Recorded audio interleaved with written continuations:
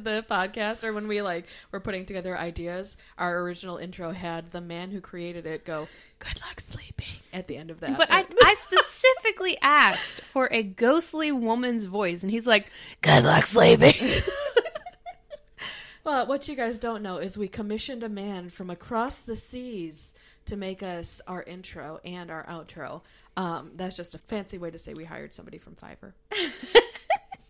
Thank you, Shane Dawson, for letting me know that website even existed. I love him. Me too. Well, hello, friends. Our little spooky soulmates. I am calling you that now because I feel like we're all kindred spirits in the paranormal. Kaila and I wanted to thank all of you for listening to episode 1. We got a lot of really cool feedback, and some people were listening to it that I didn't realize would be. So shout out to Mom. Yeah, her mom, not my mom yet, but my grandma did. She's 90, and I called her up, and ironically, she was listening to the podcast at the exact moment I called her, and she's like, "Rachel, what is that your voice?" And I was like, "Oh, what do you mean?" And she's like, "Well, who's Kaila? Is she a friend of yours? What does it mean, like, good luck sleeping? What is this about?" But we explained that painfully in detail. Well, she hadn't got to the awkward ending of last week's episode yet, so she was totally clueless. And anyway, I told her what it was about, and she's just like, "Honey, why are you so weird?" She's so cute. She's cute and sassy. So it is what it is, honey. It is. That's her. It is. Oh, she'll have heard that. Yeah. Oh, good. Great. How was your week? It was good. Stressful a little bit, but we're going into next week where Jack is on spring break, so I'm anticipating a little more stress. Mm-hmm. No naps for sure. How was your week? My week was a week. I broke my tailbone. Oh no. At least I think I did. I have not gotten x-rays of my butt. But my 9-year-old got a hoverboard for Christmas, and he makes it look so effortless and fun, and he can turn on a dime. They go zip it. Him and the neighborhood kids all have one. They're like a robot gang, like West Side Story snapping down the streets on their little hoverboards. They see me rolling. They hate it. But I was like, you know what? I'm going to do it. I can do this. If my 9-year-old can do it, so can I. Long story short, I can't do it. No. And I fell and hit the pavement hard. My favorite part is the security cam from your neighbor's video evidence of this fall. I posted it on Facebook. Yes, I'll post it for you guys to see. I think we should put it in the group. Sure. Yeah, because they were like, yeah, you just fell real hard. So, that's there forever now. So aside from that, I've gotten into plants, like house plants. You can hear it. Skittles. I need Skittles, okay? I'm pregnant. No, I've gotten into houseplants. So yesterday, my mom and I went to Home Depot. It sounds so nerdy, I know. I love how you say you've gotten into them. Like it's this new fad. Houseplants. What a concept. Plants in your home. But no, I got 2 hanging plants and 1 peace lily that is gigantic, and her name is Fern. Yes, she's named all of them. Well, but they bring a lot of life to the house, to my home, and I enjoy and looking oxygen. at them. And oxygen. There's health benefits. They clear the air. They do. I'm stoked. And Ryan's like, cool. So now we get to have fun deterring our crawling baby away from Fern constantly, because he likes to go in and just dig in the dirt. Of course. Yeah. Aside from that, before Kaila came over, I did not tell her, but I went to Target, and Gabe threw up in the back seat. Okay. So I'm all alone, and I see him. He was choking on his spit or something. I don't know. So I can see it happening. And I quickly pull into a neighborhood, get out of the car, and it's just projectile all over him. And I'm thinking, great. Now I have to put groceries away and deal with all of this mess when I get home. But you have so many stories like that. I know. All that's behind me now, so we can just focus on our spooky stories. Motherhood. Right? It's amazing, but there are some adventures. So, all right. Well, we've got a fun episode ahead. We are covering 2, what do we call them? Myths, legends, mythical beings. Mm-hmm. So we're covering 2 of those. And ironically, the one that Kaila is talking about, I don't know much about. And the one that I'm talking about, Kaila doesn't know much about. So we're kind of learning things this week together, which is fun. We also have a few extra stories at the end and some fun activities. So hold on tight. It's going to be great. I have a surprise for Rachel this time, which is so fun because she called me the type A personality, but I can tell it's bothering her. And I also have. You have a surprise too? Yes. Woman! So, I was coming in here, oh, I got her this week. yeah, and then when she told me that, I was like, "Ooh, you know what? I've got another thing I could do too." What can I say? I'm inspiring. You really, really are. So I think we're just going to jump right into it. My mythical creature is the Mothman. This is like nightmare fuel for me.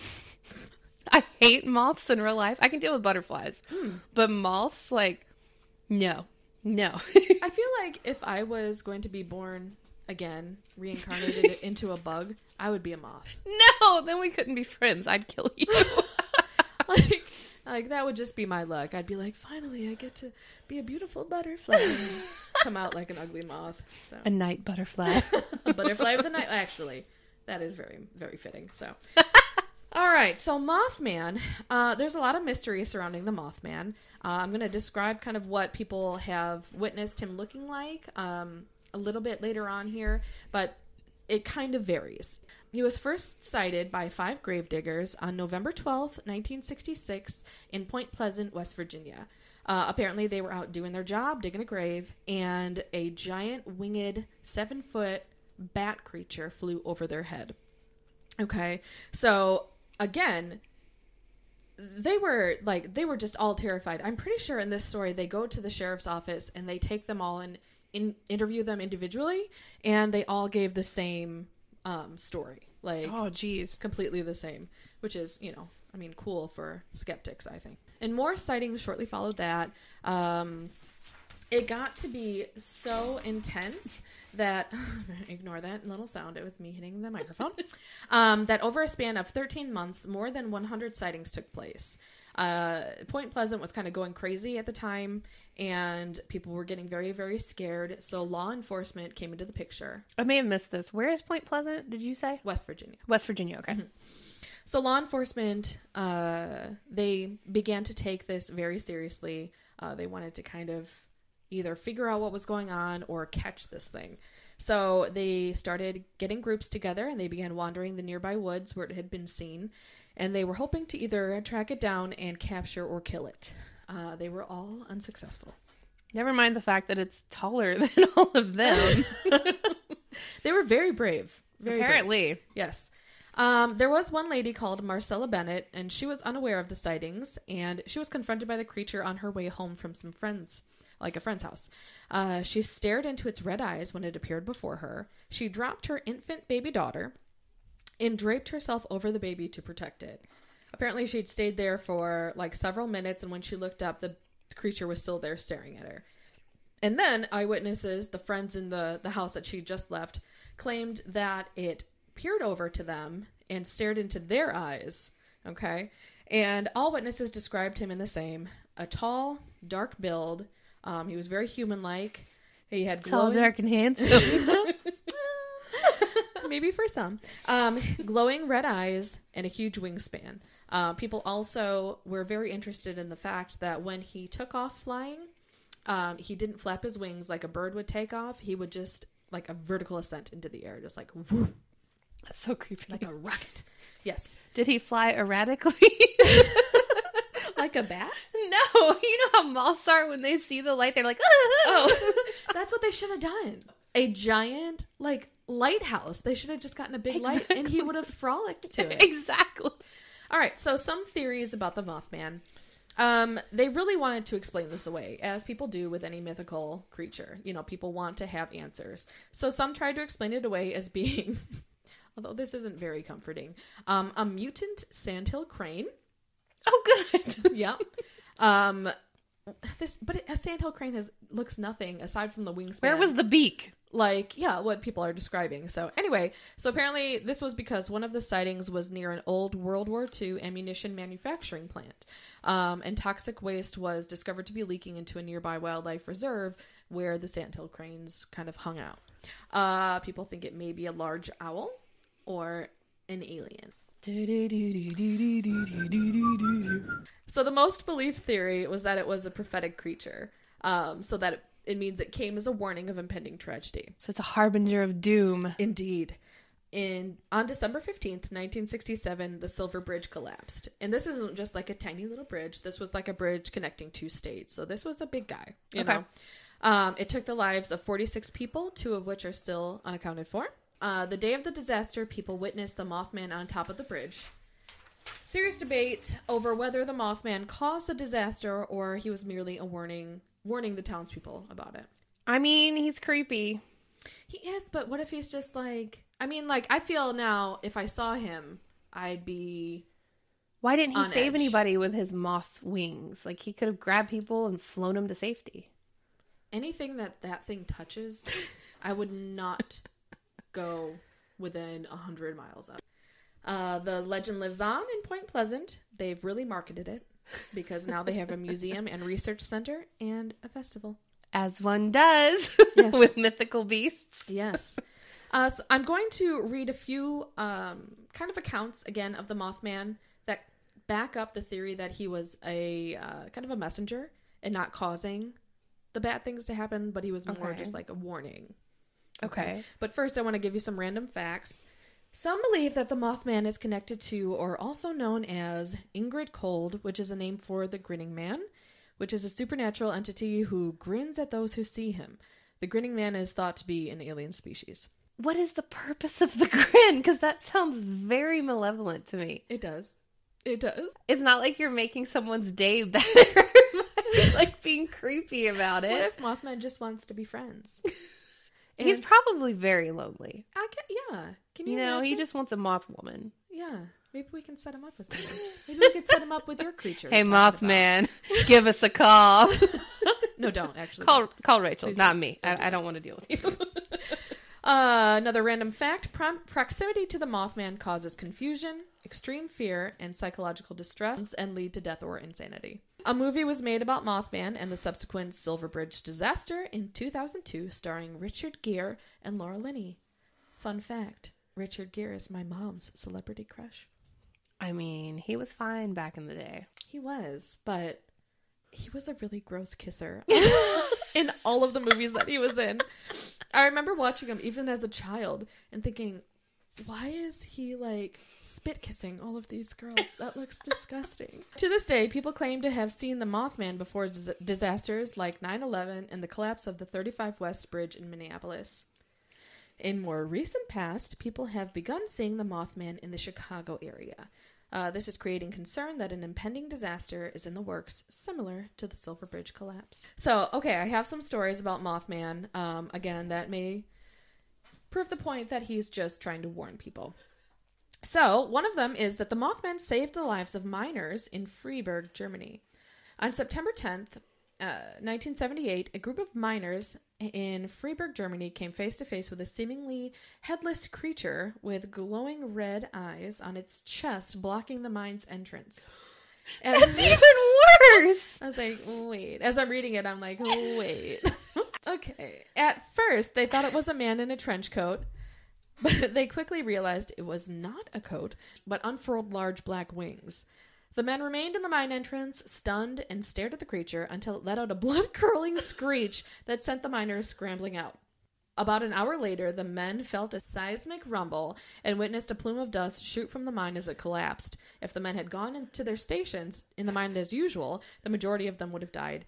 It appeared as though what they had dubbed the Freiburg Shrieker saved their lives. All right, another one. The Mothman tried to warn people of the Fukushima disaster. Marcus Pules, an American visiting Japan, was out with a friend near the Fukushima plant when suddenly they heard a loud whooshing sound and terrible screeching. As they looked back towards the plant, they saw a figure Pules described as... Pules. It's really funny. Okay, let me see how Pules is spelled. I just want to make sure. Pules. It's gotta be Pules. Or is it pools? No. It's Pules. Pule. Okay. As they looked back towards the plant, they saw a figure Pules describes as large and black. From the distance I was at, it looked to be sitting on top of one of the square-shaped buildings. It sat there for about 5 seconds, and then it unfurled a large set of what I could only describe as large black wings. The creature took flight, circling the plant a few times before coming closer to them. That's when I noticed the 2 large red eyes. They seemed to glow from within with a blood-red hue. They were unblinking in the 3 to 4 seconds we saw them. We knew they were looking straight at us, and we knew this creature knew that we could see it, and it made no attempt to disguise itself. Pules describes an immense feeling of dread that washed over him, and the creature vanished as quickly as it had appeared. It wasn't until Pules was back home in America, hearing the news on CNN about the devastation of the Japanese earthquake and the explosions at the very same nuclear power plant where he had witnessed the creature, that he realized he may have seen the infamous harbinger of disaster known as the Mothman. Okay, so he's real ugly and he's real creepy, but he's trying to do right by people. He's just trying real hard. Poor Mothman. And he can't speak, so him saying, "Get out of here!" Just ah! Yes. Can you do that one more time for the listeners? No. Okay. I'm pretty sure I just broke somebody's eardrum. Does it? All right. So, very famous and very sad tragedy of 9/11. The Mothman was hanging around the Twin Towers the week of the 9/11 attacks, apparently. During the days leading up to the terrorist attacks on September 11th, 2001, several people reported seeing sightings of a black winged creature flying near the Twin Towers. During the attack, as a second plane hit, eyewitnesses reported a creature flying parallel to the plane. Then, in the days that followed, those reporting the creature were allegedly approached by men in black and warned to stop talking about what they saw. Will Smith was there? Dun, dun, dun, dun, dun. Okay, they do have a picture. What? Of the 9/11. It looks, in the picture, it looks like one of the buildings is partially collapsed, one of the Twin Towers, and right alongside it is the Mothman. All right. Okay. How did nobody see this with all of that footage? Here come the men in black. They wiped their brains with that thingy that they have. Oh. That's crazy. Yeah. So like, that could easily be Photoshopped. That's so hard for me. It could. I kind of want to, because that's the first I That had was like read a of that. bird. It did. A huge bird. A huge black bird. But it's a moth. That also looked like a bat. So it's a bird. It's a plane. It's a bat. It's a moth. Oh, we'll post that picture for you on our Facebook page. Are you more skeptical like me, saying it could be photoshopped, or are you more like Rachel? Who believes in everything, yeah, and 100% it's true. Absolutely. We should do a poll under it. You know what? After we... That's what we're going to do. Yes. After we describe both of these creatures and you have a chance to listen to it, we will do a poll seeing if you believe or don't believe in these two things. Okay, now that's not fair because we already know mine is a flop, Rachel. You know what? You're just setting yourself up here. It's not a contest. All right, Kaila, let's hear about yours. You've talked it up so much. I can't wait to hear about it. I was so disappointed because I went into this fully believing in this creature and then found out that there's no proof. So I was very upset. Here come the They were men in approached black, by men in men in black. I'm leaving every moment of that in there. I used to know the rap. Of course you did. My mythical creature is the Chupacabra. I'm trying to just give you the biggest reactions I can. Thank you. They're pity reactions. Also known as the goat sucker or the vampire beast. It was originally described in, like, they say it appeared in the 1960s, but, like, it really had its prime, like, 1995 to, like, 1997, and then it just completely disappeared in the 2000s. And they all described it in the early days as, like, a mixture of a vampire and a furry lizard, which is very hard to comprehend. Like a furry Komodo dragon. No, it walked on its back two legs. It was bipedal. Oh. That is completely different than everything that I had thought. It had a reptilian body. It walked on its back two legs. It had an oval head that they likened to You know, like the gray aliens that people have drawn up? They say it was like that. Okay. With bulging red eyes, fanged teeth, and a long darting tongue, which I guess is, very reptilian. Yes. It apparently started out in Puerto Rico, and just kind of spread across South America to Chile. And then eventually it actually moved up into Miami, Florida. Mm-hmm. And one of the websites was quoted saying, it became known across different languages, sort of like Jennifer Lopez, cross-cultural. I bet Jennifer Lopez loves being compared to the Chupacabra. What an honor. I know. The Chupacabra was known for attacking livestock animals, goats, cows, sheep, completely draining them of their blood, but never touching their meat. Okay. So gross. I thought you were raised better than that, too. And there were never any organs taken out. They would just find small, perfectly round holes. I'm blushing. Right. So they penetrated. They penetrated and then left holes, but they didn't touch the meat. Exactly. I'm just trying to make sure that we're on the same page. Thank you for clarifying. Yeah, you're welcome. They would penetrate from the bottom of the throat up into the base of the brain. Deep. That is a deep penetration. They say 3 to 4 inches. Okay, wow. That's what the teeth length was recorded as. All right. So it would basically euthanize the animal, and then they would suck it dry. That's... Kayla? I mean, everything else was so vague and could be taken either way, but that one is just so blatant. It's so literally what the article said. Oh my God. All right. I was legitimately not trying to be perverted. Okay, so it never attacked humans, except for this one instance.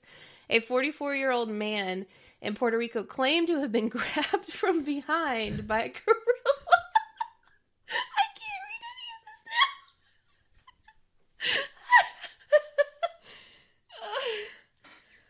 this now. Okay, so what you're saying is that it penetrates pretty deep. Okay, but it doesn't touch the meat. But it does suck it dry. And then a man was bear hugged from behind by a gorilla. But Puerto Rico doesn't have gorillas, so... What? How would he, what if it was just a furry person? Like a man with very furry arms just grabbing him. And then, how offensive. I know. This is just probably a big misconception.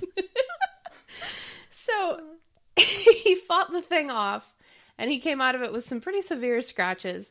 And then nearby, they didn't specify how nearby, but a whole flock of chickens and a whole group of cows died of single wounds to the neck, and they were drained of their blood. Okay. So it was weird that they were right next to each other. Yeah. So I found this page that it was actually on princeton.edu, mm-hmm. and it looked like maybe some senior kid had created this page dedicated to Chupacabra lore as a senior project or something. Okay. And he had some interesting stuff, but his was definitely the most out there. He likened the Chupacabra to being an alien. Okay, lots of aliens today. Well, this was the best part. The Chupacabra was actually the pet of aliens that had come to Earth a long time ago, and they apparently left it here. Why would they leave their beloved Chupacabra? I don't know, but apparently in the 90s it was mating season or something because they were just booming for a while there.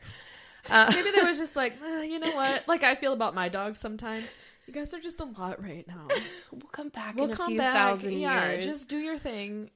I need a break. Eventually, in 2000, the Chileans wanted to throw blame to whoever they could for what was happening to their livestock. So they suggested that the military had found 3 Chupacabra eggs and even caught the creature itself, which was then turned over to NASA. Mm. And now they've accused the Americans of creating Chupacabra in a lab, trying to mutate a baboon or something, and then accidentally letting it loose. How it got across the sea is beyond me. Wait, they say that they mated the Chupacabra With a gorilla? Or like mutated, like experimented on a baboon. Okay. And it went horribly awry. And then they were just like, go free. And it crossed the seas to South America. So the guy with the Princeton website, he seemed to have deep insight into the Chupacabra for having never seen one. He said that it was an alien being with somewhat intelligent, thought processes because it was able to euthanize the animal so it didn't feel any pain. It possessed the ability to fly and also be somewhat undetectable, which is why you never saw it come and go. You just saw the aftermath. And then I decided, hey, I want to see this aftermath. Mm-hmm, mm-hmm. So I Googled Chupacabra attack victims, all these things. Not one single picture. The only picture you find is what basically was dubbed the Chupacabra years later. I think everybody just wanted something to blame or something to have DNA of. Okay. And they found these weird, mangy dog things just like dying out of nowhere. They were just showing up all over the place in South America. Like with rabies or something? No, they were completely hairless and they looked kind of like deranged and weird. So maybe it was, I don't know, it could have been a combo of things. Old Yeller. It definitely wasn't Old Yeller. It was black, but it was like a smoky gray, really dried out skin, no hair, really mangy looking jaws and everything. But it didn't fit any of the descriptions of the Chupacabra from before. Mm-hmm. And they were just like, oh yeah, that's the Chupacabra. And those are the things that I saw. And I was all excited. And then I read that it was determined it was just a mangy coyote. But you know what? It could still be out there. It could be. One thing that was interesting, this was on the Princeton website, so take it with a grain of salt. They said that the Chupacabra's bite releases something into the blood of the victim that causes it not to get rigor mortis, and the blood does not coagulate for like days. Oh, weird. Yeah, so I guess it makes it easier to suck it dry. But yeah. So I tend to lean toward the fact, because I'm a skeptic, that the Chupacabra is a hoax. Uh-huh. And then they decided to throw it onto mangy dogs. I think it's hilarious that they tried to blame it on us. Yeah, I don't know. Like, there's just a lot of inconsistency. Yeah. Unfortunately. Because I would love to believe in the Chupacabra. Well, in the early sketches, it's like, that's it? Like, it doesn't even make sense. Yeah. But I do, like, vaguely remember...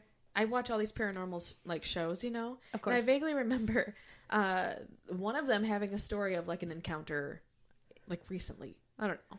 So, really? I mean, I would say that I would try to look it up, but there's so many shows that it could be from. I could not find anything past 2000. Like, it was big in 95 to 97, and then it was just like, poof. Maybe, if they were aliens, they couldn't live in our atmosphere for very long.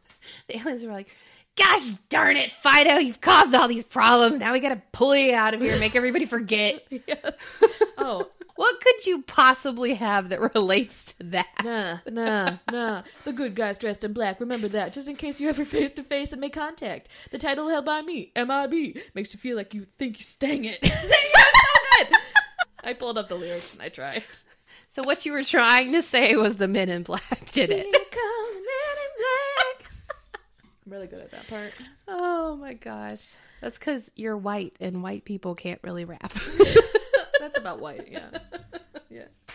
All right. Well, that poll will be up. So if you have become a Chupacabra believer from that, all that I would be evidence, shocked. I would love to know.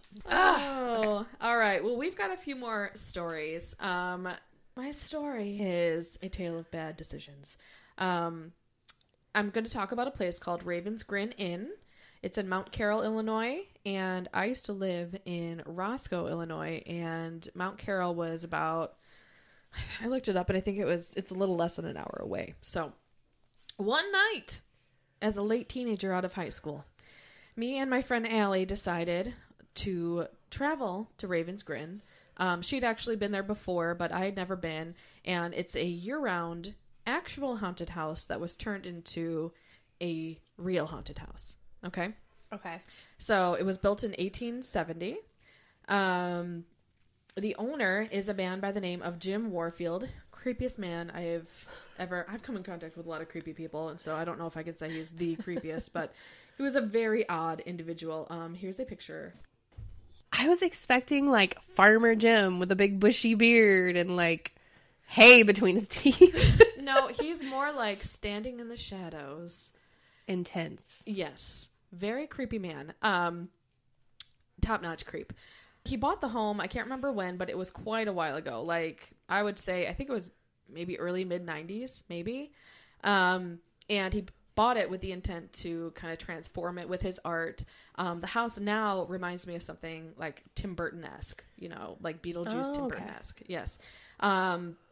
So this place began as a home. It was a large home, and then it became a speakeasy way back in the day when alcohol was, you know, prohibited.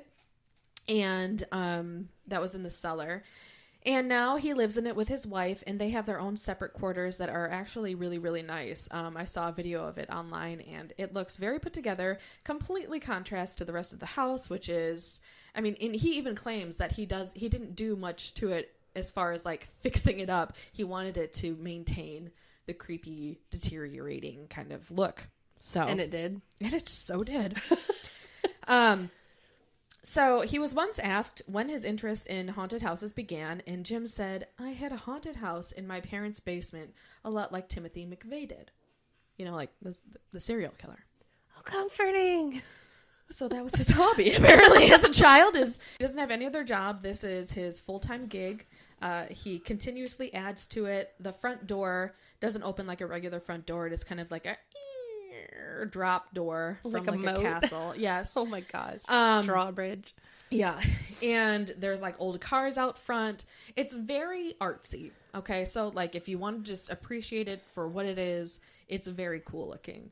So, you know. But it's haunted. And you can actually, you don't have to have reservations. You can go out any time, which is what me and Allie did. We didn't go like at Halloween time, which is apparently, obviously, it's the busiest season. You can rent the house out for hide and seek, which is so dumb. I would never do that. Oh my God. No, absolutely not. Hide and seek and you never find each other again. No, absolutely not. So anyway, Allie and I drove there. I'm a horrible driver. And I was especially so back then because I had even less experience. I drove like a little black truck, and Allie and I just got in it one night, pitch dark, and we just took off to Mount Carroll. This is before the time of GPS, you know, or I was going to say echolocation. Do you need to tell me something, Rachel? I am an alien. The good guys dressed in black. Remember that. No. So this was before the days of GPS. You had to like print out on MapQuest the directions. Oh gosh, MapQuest. The bane of everyone's existence. They were never right. No, it is so dangerous. It was. Yeah. Looking at a piece of paper and trying to figure out where you were. Now I just look at my smartphone. Same. So it was so hard to find, I remember, and got out there, and we actually didn't know exactly where it was. She didn't remember, so we went into like this restaurant, and they're like, "Oh yeah, it's just that weird house in the corner over there," you know, and I don't know how we missed it. Something you definitely want to hear. Yeah, so we went over there, knocked on the door, or like rung the gong. At least they weren't like, "Beware." Yeah. Hey, two young ladies again went before you guys. Oh my God. You haven't seen them come out yet. No, that would be terrifying. So you go in, and Jim is like, his just whole persona is one of those that just unsettles you. You are just unsettled when you are in his presence. Is it like funeral director? Yes. Oh, okay. The mortician. And there are, vibe. I'm sorry, there are many morticians out there that are not creepy, but this is a stereotypical, like from the movies. Addams Family. Yes. Gotcha. Yes. So, you go in, and it was just Allie and I, super smart, just two young girls alone with this man in this house. And he sits you down in the living room, and he begins to tell you all of the stories that are surrounding the house from its history. You find out why it's haunted. You find out, you know, the people, I think they had died in the house. Good. Yeah. So you hear all of that. And at one point he was telling us something, I can't remember, and we heard something in the kitchen, and he has like things rigged up in the house. Okay. But this was not one of the things, apparently. He was like, I don't understand what that was. That's not supposed to happen. And, so who knows if that was paranormal or if that was just one of his things malfunctioning or something. But I don't remember how many square feet it was, but it is a giant house. And so he takes you into all the rooms where he has artfully and almost claustrophobically, designed this house. And you finally make it to the very top floor. And there is a slide. Okay. Mm-hmm. And he knew, obviously, what he was about to send me down into. Allie knew. I still haven't forgiven Allie for this. What I was going to be sent down into. But I had no clue. I thought maybe Allie was going to come down right with me. We were just going to go together. And no. I go on the slide down into a pitch black cellar. Did you go voluntarily or was there a push? I feel like there was, you know what? I can't remember. But I'm sure it was probably voluntarily. I can't see you willingly pushing yourself into pitch black darkness, not knowing where you're going to end up. Wow, thanks. I want to just maybe go out the back way. Can I not finish? Can I take the stairs? Yeah. Where's your wife? I want to go into the nice part of the house. So go into the basement, pitch black cellar, and he has the lights like flickering, like a typical horror movie flicker. And I am sitting in the cellar where previously he had told us that the cellar is the most haunted part of the house. And a lady in white is often seen down there, and they normally only see her torso and head, or she's very misty. And, people that have gone through this house report her. She's very common. I didn't see her. Thank goodness. You didn't see anybody. No, I kind of just cried, I think. I don't know.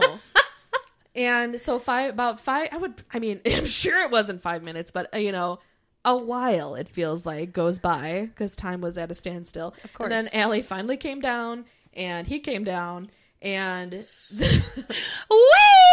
How'd you like the haunted seriously, cellar? I'm sure he was just like that. And you end the tour by like kind of going through this labyrinth in the backyard, which again he has all rigged up, and you're out. And we survived the tale. But then we had to drive. Y'all come back now, you hear? Then we had to drive home. I just remember my skin was just crawling the entire time. I have never been to a place, and I've been to a few scary places in my day. I've never been to a place that has left such a impact on me, that has had such an impact on me. Like, I came home and I felt the night that I slept, the first night I slept after being there, I felt like my room was crowded. Like, I felt just not alone, and like heavy. Yeah. And I asked Allie, I'm like, am I imagining this? Was this, creepy for you too? And she was like, no, man, like it was just really cool. And like the art was just really neat. And she just appreciated it. But she had been there before. Yeah. Right? Yeah. So she kind of knew what she was getting into. She could appreciate it. Sure. You were just blindsided. I don't know. And then on the way home, I got lost. I backed into a wall. Allie fell asleep. Like, it was just a nightmare in general, just after that. It's a memory I will never forget. And Allie and I bonded more from it, but, yeah, I don't think I would go back. I don't know. Yeah, no, I won't be going there. And our next trip, no. Actually taking a trip next week to Mount Carroll, Illinois, Ravens Grin Inn, and no. You would have to like sedate me to get me there. I came across a couple interesting like real live apparitions caught on camera. This first one is Atlanta, Georgia, ironically. Home sweet home. Peach State. Jennifer Hodge, 57, was in bed watching TV with her daughter, who was 21, and she received a notification on her phone reading a person spotted an entryway. She has the Nest security cam system set up in her house. It's good quality stuff, too. Yeah. When the mother of two opened the image, she saw a transparent male figure that looked just like her son, Robbie, who had died 2 years earlier of a drug overdose. So here is the ghost image. It's actually very, like, if I didn't know I was looking at a ghost, I would just think it was that's him. Yeah, like it has the chin strap beard and everything. I mean, it looks just like him.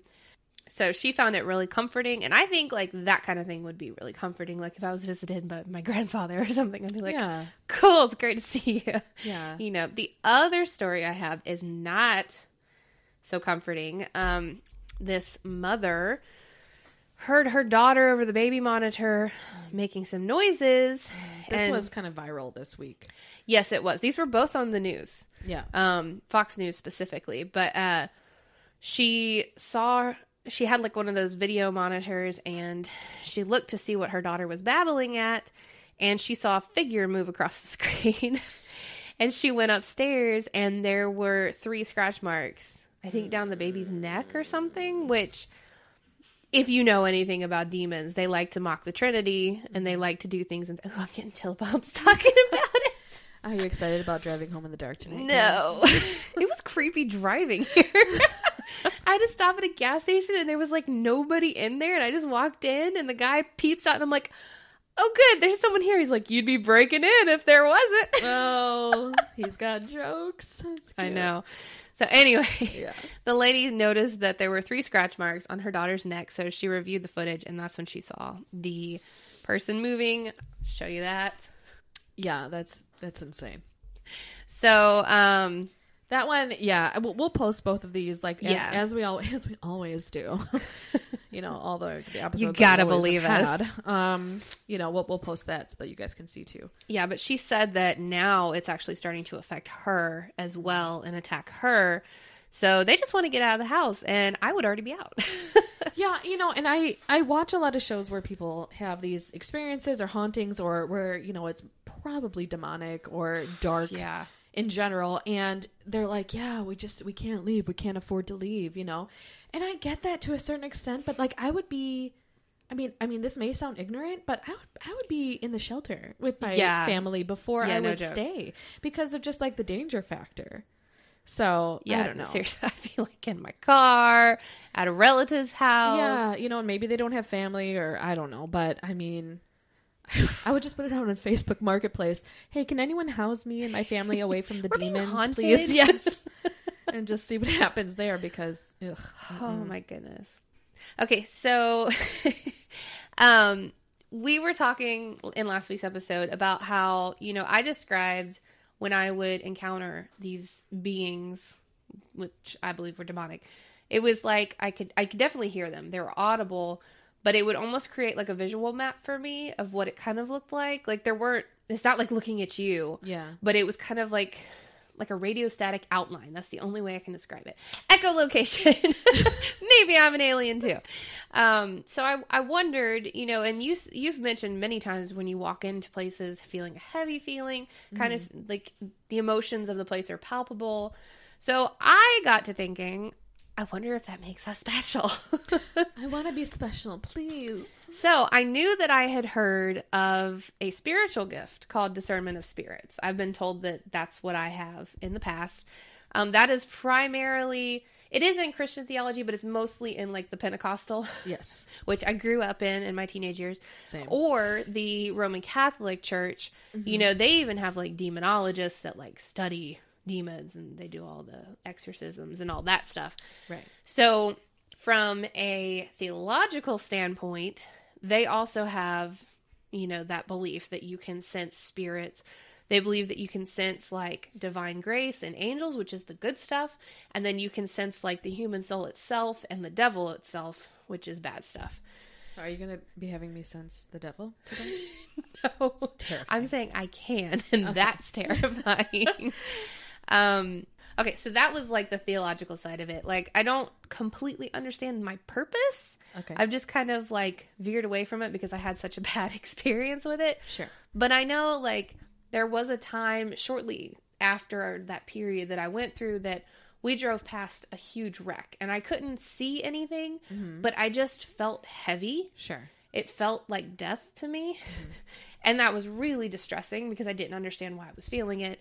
Nowadays, like, I just try to avoid any kind of influence like that because I don't know what to do with it. Right.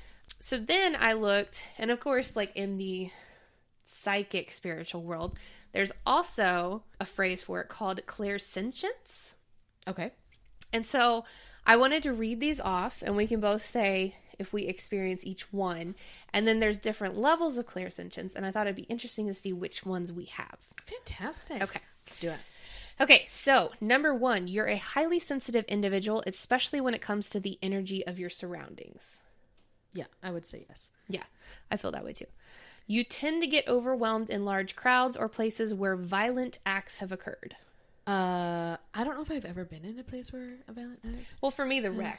You know. Oh, sure, okay. But like with you hate large crowds. I hate large crowds. Yes. So I would say that maybe that's our anxiety. Yeah. You know. Yeah.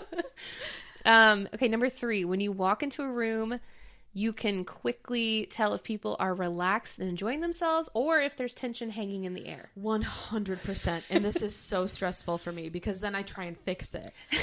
You know what I mean? Hey guys, how's it going? Or like finger guns. Yeah. There's this one girl. I mean, I don't know how to explain this without giving it away. So anyway, in my life, I come in contact with a girl who I'm an acquaintance with. Okay. You know, and like I can tell right away if she's in an approachable mood or if she is in a mood where I just need to give her space. Are you talking about me, Rachel? Yes. Her name is Kaila. No, I'm just kidding. No. So yeah, I definitely experience this with people. Okay. Number 4, which this one, everybody's heard it. You've been known to describe places or buildings as feeling heavy or light. Yes. Yeah. And like that time when I felt the angels come into the car, total lightness, total peace, total joy. Yeah. Number 5, you have strong initial impressions about people that almost always prove to be spot on. Yeah. Yeah. Number 6, you're able to easily relate to where others are and understand their perspective and where they're coming from. I think this is referred to as an empath as well. Yes. I am very empathetic. Yes. Number 7, you experience spiritual chills or get goosebumps as a sort of validation of truth. Yeah. Yeah. Number 8, you can feel when there are angels, ghosts, or other spirits present in a location or around you. I definitely have. Yeah, I mean, I don't know if I would be able to pinpoint exactly what was there, you know? Well, we can't all be the special, Rachel. But I mean, like, I definitely get, like, a heavier light feeling in places. Yeah, definitely. Number 9, when speaking, and just to be clear, you don't have to have all of these. They're different ones are more pronounced depending on which type you have. Okay. So it's okay that you're still special. Number 9, when speaking, you tend to use the language, I feel that, rather than I see or I know. Yeah. I do that because I had to go to marriage counseling and they don't want you to use you words. So that's just habit. I don't know if that's where it came from, but okay. Number 10, you can easily read people and perhaps even feel their pain or feelings of elation within your own body and energy. Yes. Okay, 11, you feel somewhat nauseous around violence or when there are dark or negative entities present. Yeah, I think I feel it in my, like, chest. For me, that one comes and goes. I tend to feel more like a buzz feeling when I'm around something freaky, or negative. Like your adrenaline's pumping. Yeah. Yeah. Yeah, I just feel like I'm buzzing. It's a weird feeling. Number 12, the presence of angels feels light, uplifting, and joyful to you. I'm not sure if I've experienced that, but okay, It does to me. Okay. Number 13, you've noticed temperature changes or breezes in a room without any physical explanation for why. No. I don't know that I've done that one yet. I don't think No. Number 14, you have a keen sense of smell and taste that works to tune into subtle energies as well as physical items. No. I mean, I'm pregnant, so that's probably where that one's coming from, but no. Number 15, you can sense when two people have been arguing, are angry with each other, or when there's something between them. Yes. I'm a notorious matchmaker, but I fail miserably, so maybe I'm not great at that. Oh. Number 16, you sometimes feel tingling sensations on the top of your head. I was going to say, like, when I feel like I'm being bothered by something negative, I definitely feel that way, but, I mean, it doesn't specify. I guess I can't. I would have to be in the situation to see what's going on. I mean, that's fine. Yeah. Number 17, you felt there was someone in the room with you at times when you've been completely alone. Yeah. That's the worst feeling ever. It really is, yeah. Number 18, you've thought of someone in your life and gotten the sense you could feel what they were feeling. Yes, and I've had phone calls to verify that, which is that's so crazy. Yeah. Number 19, you've experienced the sensation of being patted on the shoulder, your hair brushed, or your hand held without anyone being there. No, thank God. This one is me. 20, you feel tingly sensations at times that have a way of bringing you to full alertness for no apparent reason. Yeah. That's like when I would just wake up in the middle of the night. I'm like, what's happening? Yeah. Why am I awake? Yes. Okay, and there's 3 more. Okay. 21, your mood seems to fluctuate depending on who you've talked to or who you're surrounded by. 100%. Yeah. I mean, that could just be my bipolar disorder. Who knows? Number 22, out of nowhere, you've experienced your vibration lifting and strong energy sensations in your body. No. You know what? Yeah. Really? Yeah. That's fascinating. Yeah. And it's like moments with my kids, though. You know what I mean? So it could just be like you're humming the motherhood high. But like there are just some moments where like the moment is so perfect and I'm in the moment so much that like I'm almost like high from it. Yeah. That makes sense. Yeah. Okay, and then 23, you can feel in your gut when someone is telling the truth or lying. Yes, and it works to my advantage as a mother. I always tell my kid, I will find out. Yes. If you're telling me the truth. Yes. And it's true. I always do find out. Yeah. Okay, so then let me find... So, basically, clairsentience is an intuitive sense. Have you ever taken the Myers-Briggs test by any chance? I have, but I don't remember what I was. Okay, well, I'm intuitive and feeling. So I am too. That sounds so familiar. Yeah, yes. I'm an ISFJ. So there's 4 main intuitive senses. There's clairvoyance, which is clear seeing. And it says you may see things that actually manifest physically, such as precognition and dreams. Mostly, though, clairvoyance will see images in their mind. Okay. You may be clairvoyant if you have a very active dream life, you spend your days daydreaming, or you're particularly imaginative.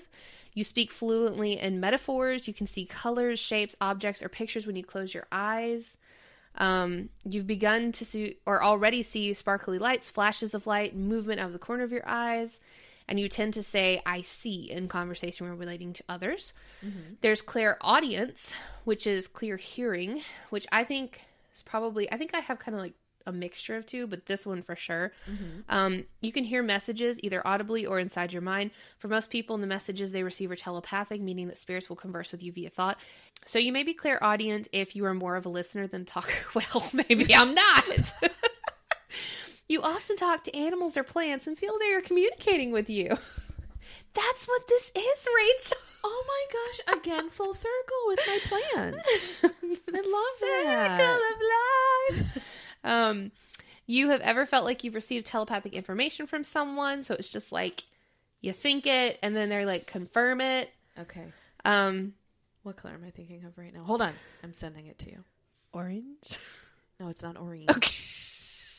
Was it orange though? No. Okay. I was about to be like, whoa. No joke. I took an ESP test before this, and I got them all wrong. So I'm definitely not like psychic. Well, the color was yellow, so it was close. Orange and yellow are super close. You're right. Now, this is definitely me when I give profoundly helpful advice while often forgetting what you said immediately afterward and find yourself thinking, where did that come from? That actually is true. I do that. That happened with me and Ryan this week. I was telling him something, like trying to give him advice for work or whatever. And after I said it, I was like, I hope you wrote that down because that was really good. You can quote me. And then the last one is have begun to hear ringing or buzzing in your ears. Isn't that tinnitus? I think that's like a medical condition. Yeah, you should get that checked. Probably check it out, yeah. So then there's clairsentience, which is like clear feeling, and this is the other one that I feel like I have. So it's quite possibly the most underestimated psychic gift. I am psychic. This is the ability to feel strongly and sense the emotions and feelings of people, animals, spirits, and places around them. You can feel emotions of others both in your heart and in your body. Isn't it the same thing? You can likely feel spirits around you. And if this resonates with you, you may want to look into what being an empath means, which I've already done that. I know. So you may be clairsentient if you are highly sensitive with your surroundings and easily pick up on the vibe of a place or person, which we both said we did.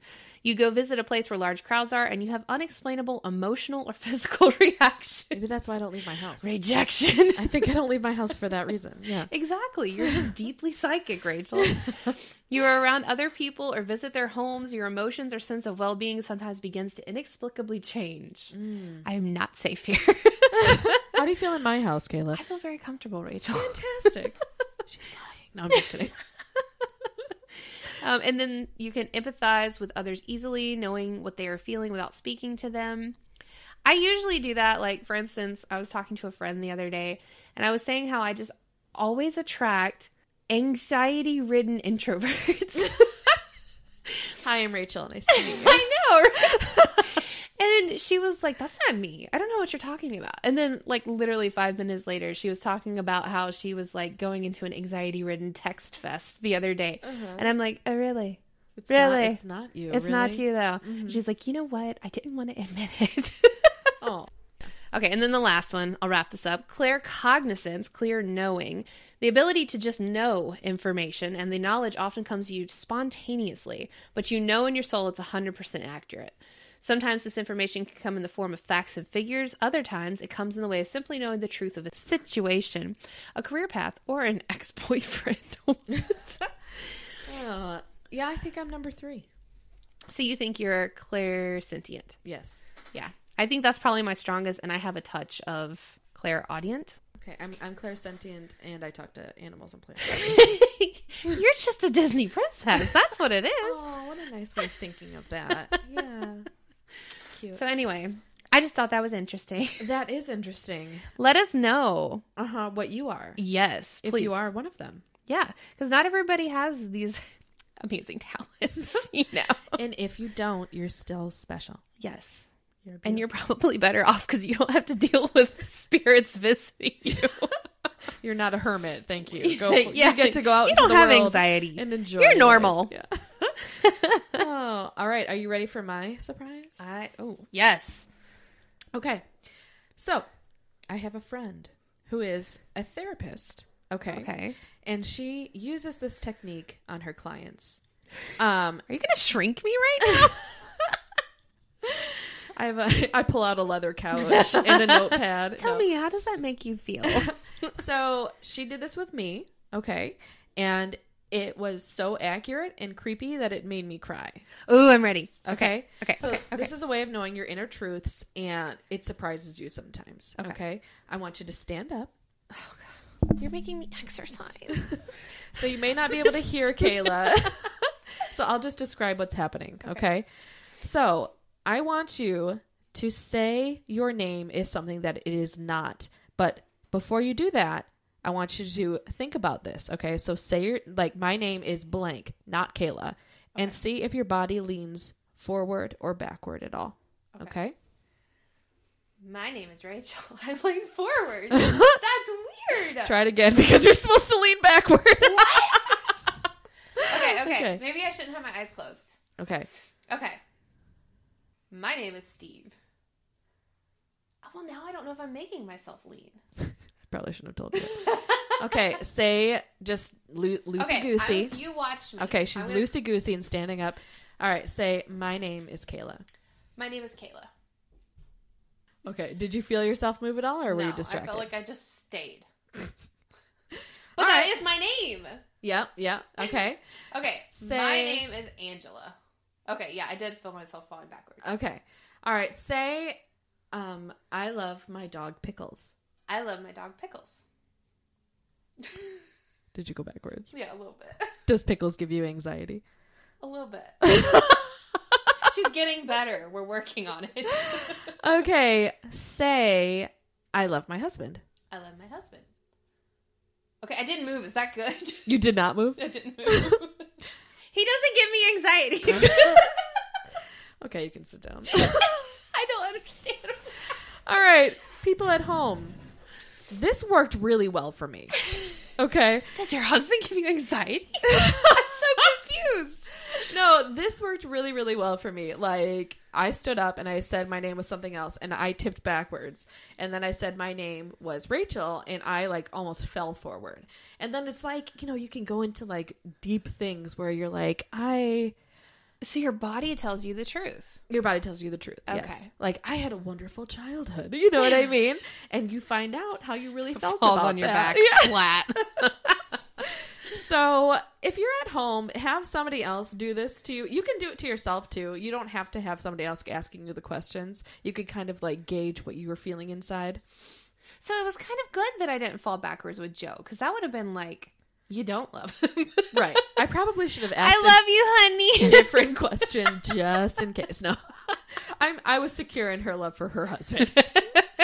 So anyway, that's really interesting. I find it interesting. Yeah, it's a neat little exercise to do if you're having any doubts in your life. It probably would have helped if I didn't know that I wasn't supposed to go forward. Well, when you went forward when your name was something else, I was like, oh no, this is taking a turn. Mistakes were made. This segment is trash. No. Kaila just doesn't have any balance is what it is. But no, try it at home. I'm really curious to see if this works for other people. It worked for my mom. I had my mom and dad do it. It worked for them. There was a few people it didn't work with. And, I feel like maybe they, just were confused your words by it. wisely. Yes. Maybe they were just confused by it, or they, maybe I told them too much in the beginning, which I probably did with Kaila. So they, I mean, it worked with the pickles thing. That dog gives me so much stress. I know. I should stand and see if I love my dogs, because sometimes I really don't know if I do. Oh, man. Anyway. Well, I feel like this was a very enlightening episode. It was. I had a lot of fun. I learned a lot.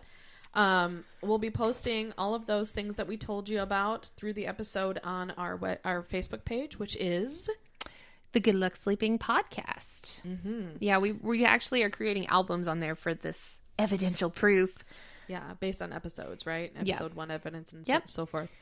And then we also have our Instagram, which Rachel is in control of, and she's doing a great job. She's gonna post some like evidential proof, and if we come across anything that's like creepy, we'll post it there if it's like something you can look at. Instagram is Good Luck Sleeping Podcast, and then Twitter is my baby, and I haven't found my rhythm with it yet, but I will.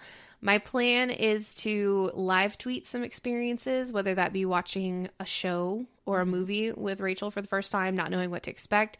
Or if we go and experience places in person that are creepy, kind of live tweeting that and maybe getting a discussion going. So be sure to follow us there. That's at GL Sleeping. Yeah, I mean, you'll basically get notified of every episode and then have all the evidential proof that you could ever want. And then also, next week, we really want to do an episode with listener stories. Mm-hmm. So if you guys have any encounters, any at all, please send them to our email, goodlucksleepingpodcast@gmail.com. If you want to be anonymous, just let us know. We won't include your name. We'll change you to Beatrice or Patty or Wednesday. Yes. We really, really, really want to hear those stories. We would love to share them. If you're okay with them being shared, please send them. And you won't be judged. No. We've been through it. Yeah. We've both experienced it. Yeah. And I mean, you wouldn't be listening to this podcast if you hadn't either and you weren't mildly curious. We're spooky soulmates. We are spooky soulmates. Full circle. All right, kids. Well, it's been fun and real. And real creepy. Good luck sleeping. Yes.